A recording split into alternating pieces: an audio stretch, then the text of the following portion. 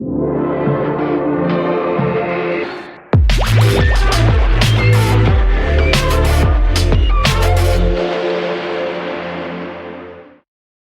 lot has happened in terms of COVID. A lot has happened in terms of our understanding of growth of an organization.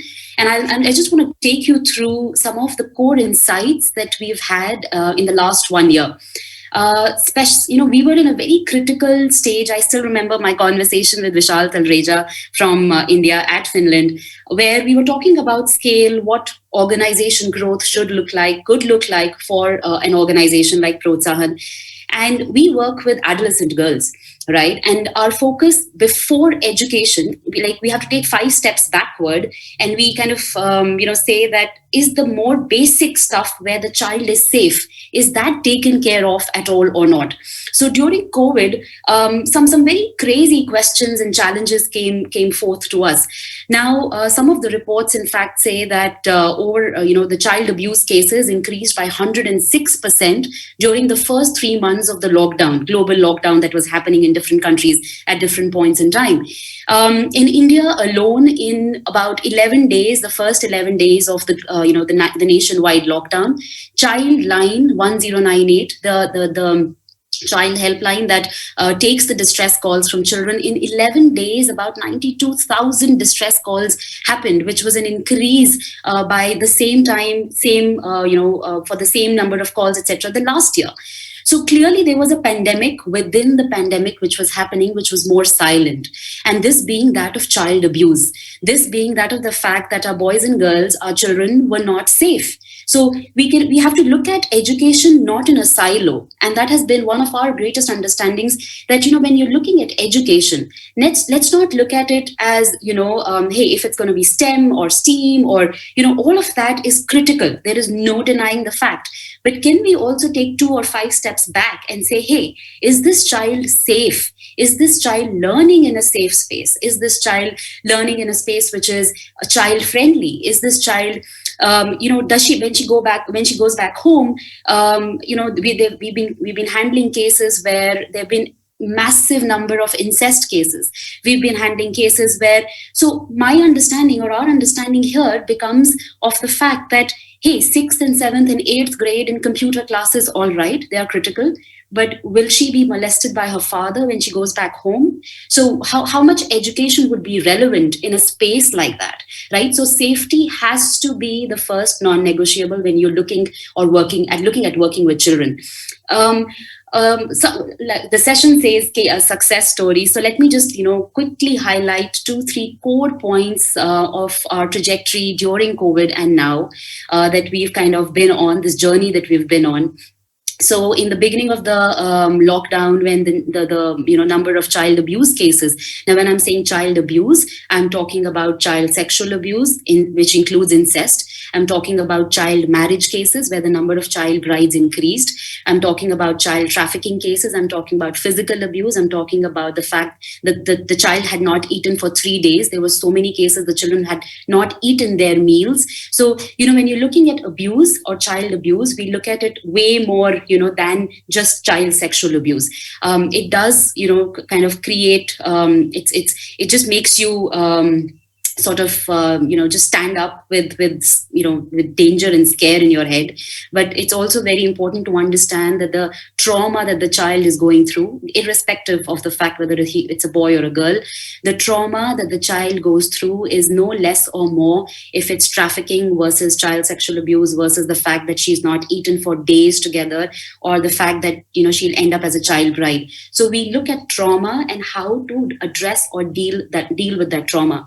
So before COVID, we worked with we rescued about 928 girls, and we were working in very, very deep work, very, very deep healing work with all these girls and a few of our partners in collaboration. But when COVID happened, we also realized that India is a huge country, right? And we work out of Delhi, which is the capital of the country. Now, we cannot, say that, hey, if we are working in 39 slums in Delhi, that should be good enough. And that's our understanding of scale that gradually came forward. Now, what is scale in our context? Should we look at just the number line scale and say, hey, our budget's increased, so our scale increased, and hey, that's great for the growth of the organization? Or should we say, we came in where there was a danger of mission drift happening. There was a danger of, so we started getting into disaster relief for 3 months, because we also realized that if we don't feed our girls, there was no food available during the lockdown. The children we work with, like Romain was mentioning, they come from extremely underserved communities, right? So how do you work with a child on making sure that she's thriving when she doesn't even have the food on her plate to survive? So it was a clear, conversation and strategy that happened in the organization that said, hey, for 3 months, we only will be looking at survival of the kids. So if it means nutrition and food, we only have to do nutrition and food for the next 3 months. We also were very strategic and careful about the fact that we don't have to end up being a disaster relief organization for all our lives. But right now, that was core critical part of our work. During that work, we also, meanwhile, because I was saying that India is a huge country, and we have to make sure that, we were not only looking at our own girls at the organization, at Protsahan, about 1,000 girls, but we also had to look at the distress calls that were coming to the government, the distress calls that were coming to organizations or institutions like Childline or UNICEF India, right? And within 1 month of the lockdown happening, this beautiful partnership emerged where our insights of the last 10 years of working with some of the most girls coming from some of the most difficult circumstances of child rights violations and abuse, we took those insights, packaged it into a module. Now, I do understand that when you're creating a module, there's a lot of there's a lot of apprehension of the fact that there could be empty or hollow scale coming in. The quality of work that you've done as a direct intervention could be very different when you make a module out of it and expect your partners to apply or execute. So we were very, very careful on how we execute our entire heart approach. So how we work with a vulnerable child is basically something we call the HEART way of doing things, where HEART is an acronym that stands for H for holistic healing, E for education, because that's a non-negotiable in any space for a child, A for art-based life skills, art and creativity-based life skills, R, which was very, very critical in our course of work of child rights abuse and violations, which stood for recovery from trauma, and T for technology-based trainings. Using this entire HEART approach, we trained about 3,500 plus frontline workers at Childline, who further went on to work with about 1 lakh, which is about 1 lakh children, 100,000 children, right? In the context of, sorry, not 100,000, I think 1 lakh children that in India, with a very deep core focus of how do you work with a child who's dealing with abuse and distress in a time like COVID? How do you bring in the healing aspect in the work of a frontline worker? Very quickly with Childline, after Childline, UNICEF India partnership, and then Save the Children partnership happened. And then a lot of state governments started approaching us. Now, this was very unique for us, because I think as an organization last year, when we were speaking with Khatija and Pukhraj and Danny, we always said that we're a small organization and we want to do deep work, healing work, with a lot of care and empathy, but deep work. Not realizing that the deep work does not always have to be direct work. The best insights could come together, and now we realize that we actually ending up working with more than 300,000 children in the country, right? Just by training the frontline workers and social workers across the different organizations or state governments in India. One of the critical insights that came forward for us during this entire phase was that, rarely will opportunities be presented to you in the most perfect way, in nice little boxes with ribbons, as somebody says. Opportunities will not come like that. They'll be confusing, they'll be risky, they'll be hard to recognize, right? They will challenge you.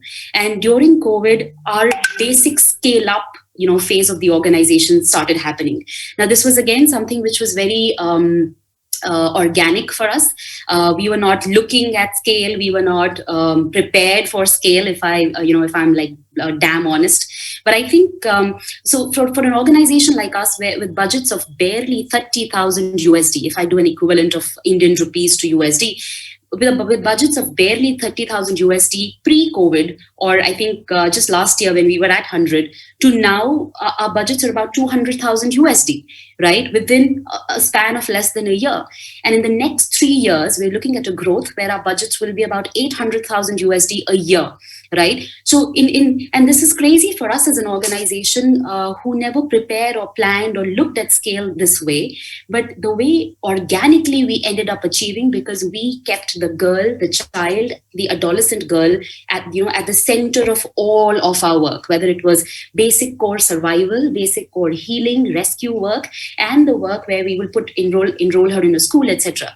But the insights that came out, were something that we were able to share with the state departments, state governments of the in India,